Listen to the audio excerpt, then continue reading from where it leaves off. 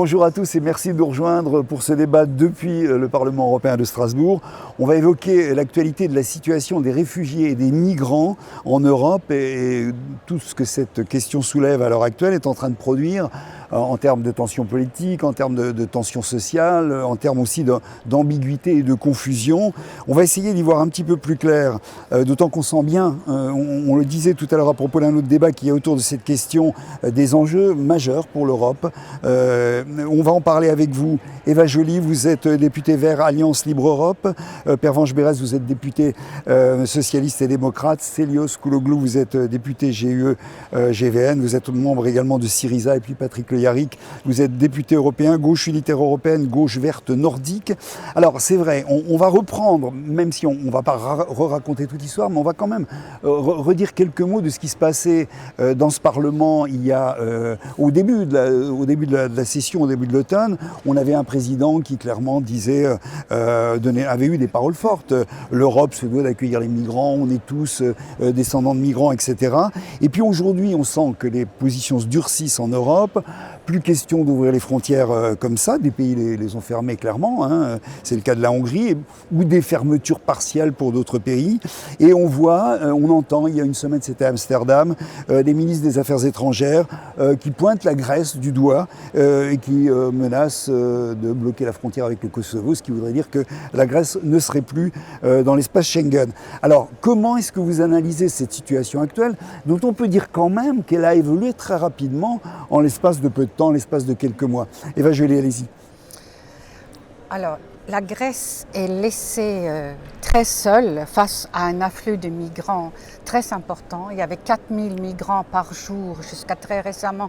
Et là, il y a encore 1000 migrants par jour. Et on laisse la Grèce se débrouiller avec ça. Sur quoi Schengen fait un contrôle inopiné et conclut à ce que les frontières extérieures de l'Union ne sont pas bien gardées et propose l'exclusion de la Grèce pour une période de 2 années. C'est très fort, hein, et évidemment, pour moi, ça ne peut pas être la solution. La solution, elle est dans la solidarité.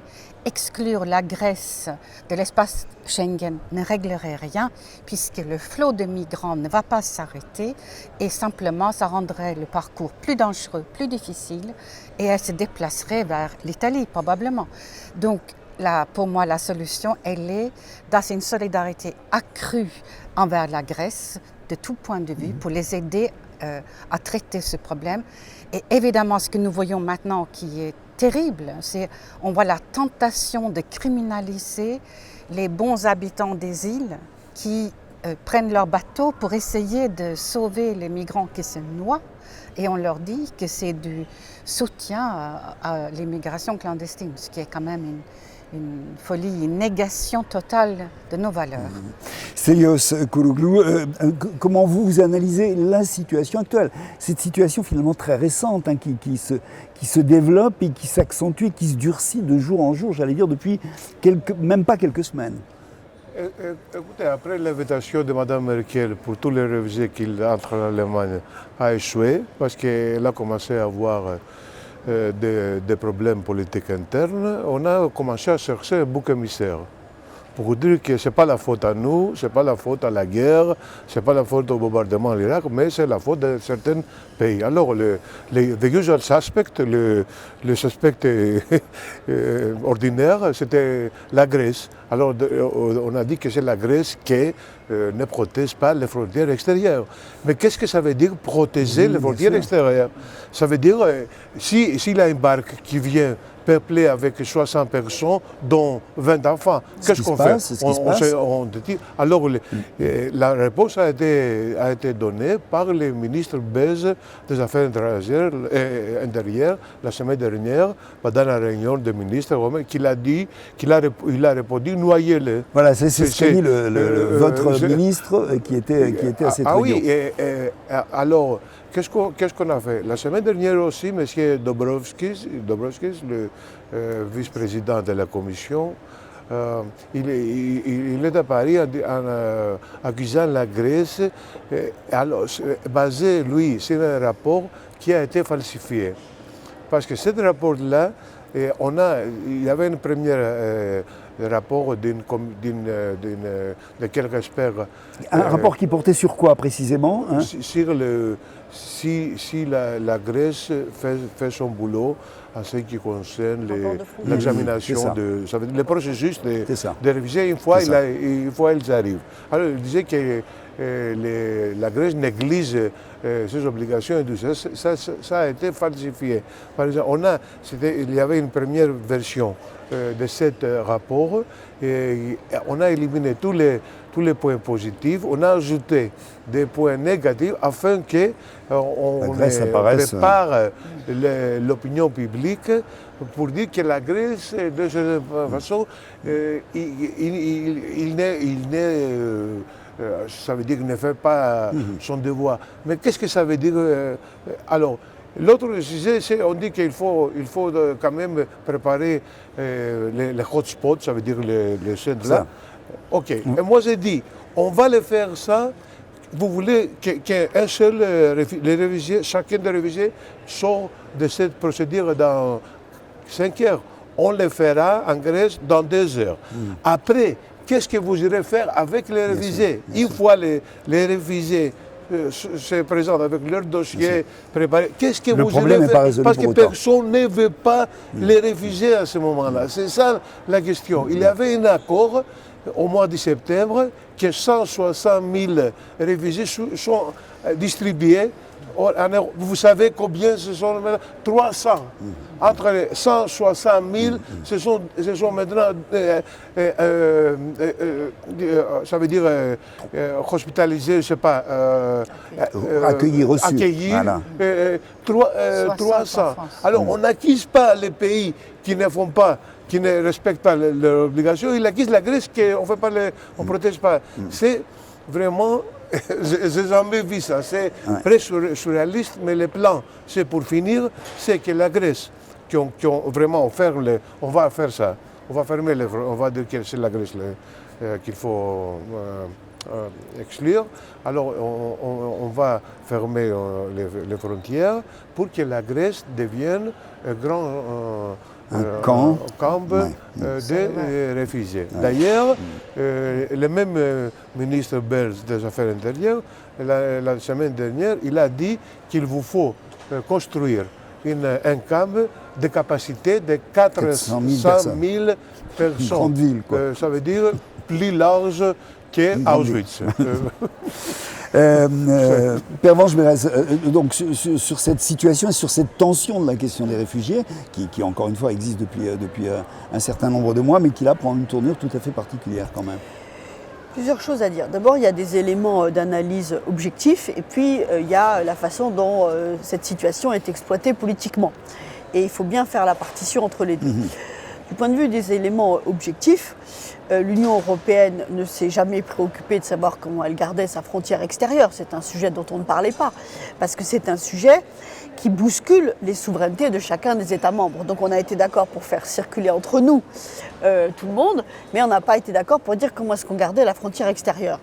Ça a tenu... On est en train de la découvrir, cette frontière extérieure, disons-le. Si on réfléchit un tout petit peu, un enfant de 3e comprend bien. Ça. Mais tant qu'il n'y avait pas le feu dans la maison, on n'en parlait pas. Bon, parce que ça heurtait quand même des sujets un peu compliqués à traiter. Et par ailleurs, moi, je ne critique pas Mme Merkel lorsqu'elle a dit ma responsabilité historique ne peut pas être de dire non à ces gens. Après, les conséquences de cette réaffirmation de ce qu'est l'humanisme européen, c'est quelque chose que sans doute elle a sous-estimé pour sa part, et qu'elle a sous-estimé dans sa dimension totalement européenne. Parce que dans la chaîne des interdépendances, on est là totalement au milieu du gué. Si la Grèce est apparue tout d'un coup comme une voie privilégiée d'entrée dans l'espace Schengen, c'est bien parce qu'il y avait par ailleurs un appel d'air en Allemagne pour accueillir ces réfugiés. Donc on est là dans une tension de solidarité indispensable que nous n'arrivons pas à résoudre. C'est ça, oui. Et je voudrais simplement dénoncer la façon dont cette situation est aujourd'hui instrumentalisée par certains pour remettre la Grèce au cœur du problème. Parce que j'ai quand même l'impression que ceux qui n'ont pas réussi à sortir la Grèce, qui ne supportent pas l'idée au fond que ce pays soit dirigé par Alexis Tsipras, appelons un chat, hein, que ces mêmes qui n'ont pas voulu lever le petit doigt pour faire en sorte que la Grèce puisse rester dans la zone euro, aujourd'hui profitent d'une certaine manière de la géographie de ce pays, hein, puisqu'au début, la tension était aussi forte du côté italien que du côté grec. On s'est rendu compte que du côté italien, finalement, on a pu mieux consolider la frontière et l'accueil sur le territoire. Et les populations de réfugiés ne viennent pas non plus exactement du même endroit exactement. Maintenant. Le mouvement des réfugiés s'est déplacé et les conditions d'accès aussi. Mais que peut la Grèce face à sa géographie? Donc c'est une question qui est posée aux Européens. À la Grèce aussi d'accepter qu'il y ait cette élaboration de garde-frontière commune et que Frontex puisse faire son boulot. On va en parler de Frontex. Oui. Mais moi je vois l'agenda caché de certains qui diraient, encore une fois, on n'a pas pu se débarrasser de la Grèce avec l'euro, on va s'en débarrasser. Oui, je crois que c'est un point de vue que partage également Stelios Kouloglou. Patrick Le Yarrick, sur cette question globale, cette tension à l'heure actuelle sur cette question des réfugiés.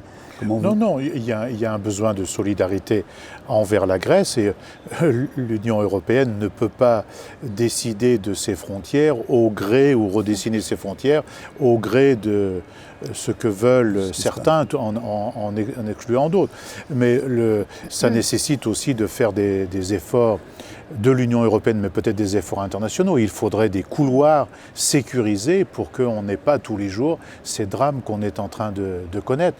Et il faut travailler sur le droit d'asile européen et vraiment respecter cette idée selon laquelle chaque pays prend sa part de réfugiés qu'il peut accueillir, qu'il peut former, à qui il peut donner un avenir, quitte à travailler aussi à une solution de paix, de telle sorte que ces gens, ils voudront vraisemblablement retourner un jour chez eux. Reprenons donc un petit peu sur... On a commencé à l'évoquer tout à l'heure, mais redisons un mot de Frontex, et j'allais dire de la situation très concrète à laquelle se trouve confrontée à l'heure actuelle la Grèce. On a amené un certain nombre de moyens. Stelios Kouloglou, est-ce que c'est suffisant ces moyens ou pas à l'heure actuelle? Ça veut dire quoi concrètement Frontex pour la Grèce à l'heure actuelle? Alors, c'est pas l'heure maintenant de critiquer Frontex. Oui, bien sûr, on essaie d'évaluer. Mais quand même, je peux vous dire quelque chose. On a demandé de l'aide, que dans certains cas, il n'y avait rien en réponse. La moitié de ce qu'on a demandé, qu'il s'agit de l'aide logistique, matérielle ou bien de personnel, est arrivé. Presque la moitié, même quelquefois rien du tout. Il y a des gens de Frontex qui sont arrivés. Là, ils sont des fonctionnaires publics qui viennent des pays avec des protections sociales, des protections de droits des travailleurs, tout ça. Ils nous ont dit qu'on peut travailler à partir de 7h du matin jusqu'à 2h d'après-midi et pas le week-end parce qu'on ne travaille pas comme ça chez nous. Alors, donc les moyens sont suffisants. Oui, ça veut dire, je ne veux pas les critiquer parce qu'ils doivent aussi préserver leurs droits et tout ça, mais quand même, on est dans une situation très critique. Par contre, ce que je voulais vous dire, c'est que, par exemple, Lesbos a une population de 50 000 personnes. Dans cette année 2015, il y avait un demi-million qui sont arrivés seulement, qui sont passés de Lesbos. Ça veut dire 10 fois la population. Alors, imaginez-vous un instant, qu'est-ce qui aurait se passé en France, par exemple, si 600 millions de personnes arriveraient pendant un an, ou bien à Paris, c'est pas... et Lesbos n'a pas les infrastructures de Paris. Oui, dans un pays dévasté déjà avec le système de l'administration publique démantelé à cause des coupures, de l'austérité et tout ça. Et à Lesbos, il n'y avait pas un seul incident contre les réfugiés, un seul incident contre les réfugiés. Tandis qu'on a des pays qu'on confisque l'argent des réfugiés. Tandis qu'on a des pays qu'on a eu pendant le même 2015 300 attaques contre les centres des réfugiés. Je ne veux pas les nommer. Alors, il faut donner le prix Nobel de la paix vraiment aux habitants de Lesbos, comme ça, pour dire, pour passer un message symbolique à tout le monde qu'il faut se comporter seulement selon les valeurs de l'humanité. Bien sûr, ce qui est le cas, à l'heure actuelle. Eva Joly, oui, là-dessus, sur ces mois. Non, j'ai envie de dire qu'il est urgent que l'accord sur les 160 000 réfugiés à se répartir soit respecté. Aujourd'hui, en France, nous en avons pris 62. Je voudrais vous parler un tout petit peu de la Norvège, qui a accepté d'en prendre 10 000. C'est réduit ensuite à 6 000. Et ce pays, qui est un des plus riches au monde, ont reconduit la semaine dernière par moins 28 degrés des jeunes Syriens vers Murmansk, et parce que c'est le Front National qui est au pouvoir avec la droite conservateur, et ils disent non, nous ne voulons pas respecter la parole de la Norvège, nous ne voulons pas 10 000 Syriens.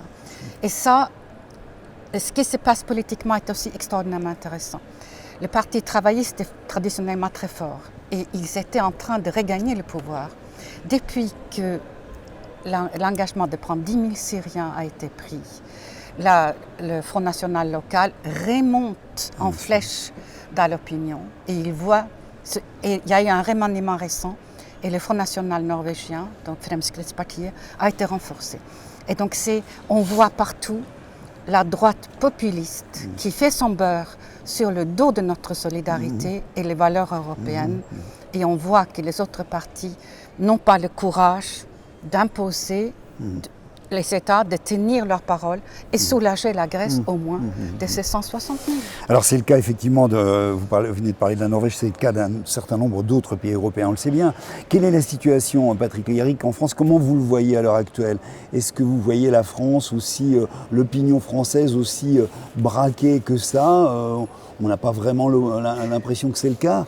Comment vous voyez la situation? On ne fait rien non plus, Eva Joly le rappelait, pour accueillir beaucoup de réfugiés. Rappelons que sur le dernier trimestre de 2015, la France est un des pays qui en a accueilli le moins. L'Allemagne a accueilli la moitié, la Hongrie aussi, et la France très très peu, quoi. Qu'est-ce qui se passe? On a l'impression qu'on se dit pourvu qu'ils ne viennent pas chez nous, quoi. Bien sûr, pour des raisons qu'elle vient d'énoncer Eva, c'est que la situation est la même partout. Quand vous dites aujourd'hui à une municipalité qui est de 100 000 habitants, qui a 10 000 demandeurs de logement, si vous lui dites de faire cet effort de solidarité, on vous répond « mais j'ai 10 000 demandeurs de logement, comment veux-tu que je règle ce problème ?» Donc il faut une solidarité européenne entre nous et il faudrait une grande campagne d'explication et de pédagogie, c'est-à-dire en vérité il n'y a pas d'étrangers sur cette terre et nous aussi, nos parents, nos grands-parents ont connu ça, ont le devoir partir de chez eux à l'intérieur du pays, mais quelquefois à l'extérieur. On a dû trouver parfois refuge à l'extérieur quand on s'est trouvé dans de graves difficultés. Donc il n'y a pas d'étrangers sur cette terre. Donc on a un devoir humain de solidarité. Et puis ce travail devrait être fait partout dans les médias, par nos responsables politiques, en tout cas des partis républicains, parce que ne comptons pas sur les autres, qui surfent précisément là-dessus. Mais il y a une peur, même dans des endroits où il n'y a pas le moindre réfugié, ni la perspective d'avoir le moindre réfugié. Vous avez aujourd'hui dans des villages cette peur. Or, c'est le contraire qu'il nous faudrait développer, c'est-à-dire l'idée d'une terre commune, d'une société commune. On en disait un mot tout à l'heure, Père Vange-Berès. Est-ce qu'il y a un risque avec cette affaire des réfugiés, des migrants, dont on a dit que ça allait être un débat extrêmement important, ça l'a été en 2015, ça va l'être en 2016, puisque le phénomène, bien sûr, va se poursuivre. Est-ce qu'il y a, sur ce point-là, il y a un risque de fracture de l'Union européenne? Est-ce que c'est un point extrêmement sensible à l'heure actuelle, selon vous? Parce qu'on vient de dire, les populations sont dans le coup, là. Hein. Oui, c'est ça. C'est exactement le point sur lequel je voulais en venir, c'est que on voit bien que, au moins depuis 2007, donc depuis le début de la crise financière, l'Europe est prise dans le piège de ses contradictions ou de ses inachèvements. Et on a eu à gérer une première crise dont l'épiphénomène a été l'affaire grecque, qui était une crise de nature économique et financière qui mettait en émoi les marchés, mais qui met l'Europe au bord du gouffre et gouffre dont nous ne sommes pas encore totalement sortis parce que les conditions de survie de la zone euro ne sont pas sur la table. Mais cette affaire de réfugiés vient dans ce contexte, donc économique très difficile, rajouter une crise où là, les indicateurs d'alerte ne sont pas les marchés, mais les opinions publiques. Et du coup, il y a, du point de vue des responsables politiques, deux attitudes possibles, ou d'intérioriser les peurs et d'essayer d'avancer caché et de passer entre les gouttes, ou le courage d'affronter la réalité de ce que notre humanité est en train de devoir, ce à quoi elle est obligée de faire face.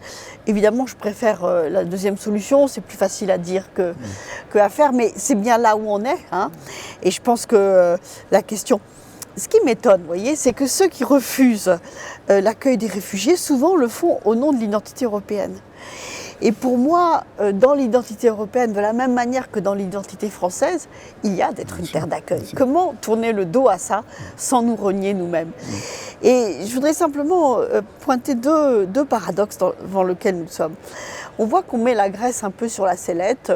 Vous avez des îles, vous n'arrivez pas à garder, donc on va vous sortir de Schengen, comme ça on va arranger les choses.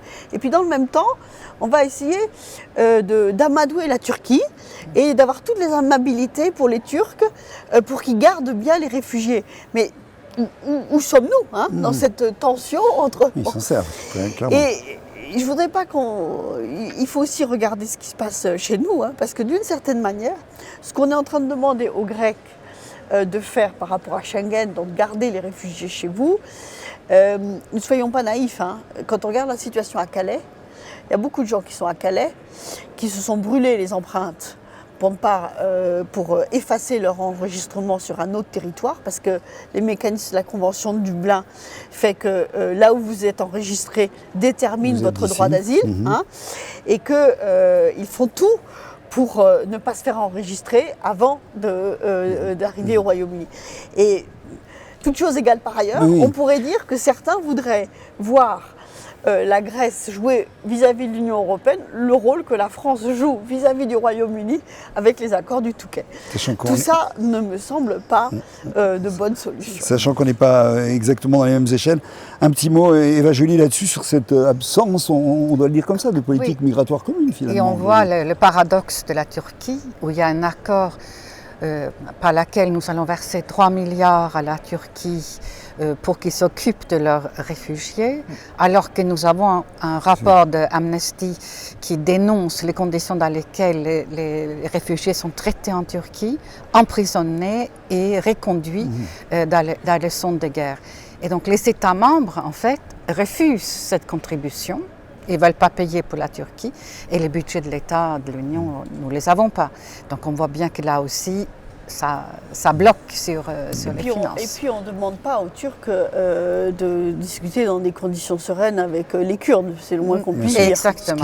Et on voit bien le double jeu de la Turquie, pour qui la véritable préoccupation, ce sont les Kurdes. Bien sûr. Un dernier mot, Stelios, sur justement, est-ce que réellement cette question des réfugiés telle qu'elle se déroule à l'heure actuelle, telle que le problème se pose, comment voyez-vous les conséquences sur la Grèce, sur la situation en Grèce à l'heure actuelle? C'est central. C'est très grave. Ouais. C'est très grave. On a besoin de solidarité parce que sinon, on va avoir des chaos. On va avoir des chaos. L'extrême droite, l'aube dorée qu'on a réussi à marginaliser reviendra. Ils vont en profiter de cette chaos-là totale. Alors, ce n'est pas seulement une question de Syriza, de survie du gouvernement de Syriza, c'est la question de survie d'un pays et aussi de l'Union européenne en tant que telle, parce que si un pays même s'effondre complètement, ça veut dire à la fois au niveau politique et aussi au niveau social, on va voir des personnes ne baissera pas. Je suis sûr, personne n'empêchera pas les réfugiés qui entrent dans l'Union européenne dehors de la Grèce, à partir de la Grèce. Les réfugiés sont comme l'eau. Si l'eau coule, on trouve toujours des manières de couler, quoi. Voilà, juste un petit mot, le dernier. C'est l'ouverture de négociations sur l'évolution de la situation en Syrie. Hein. C'est quand même un point majeur qu'il faut mentionner.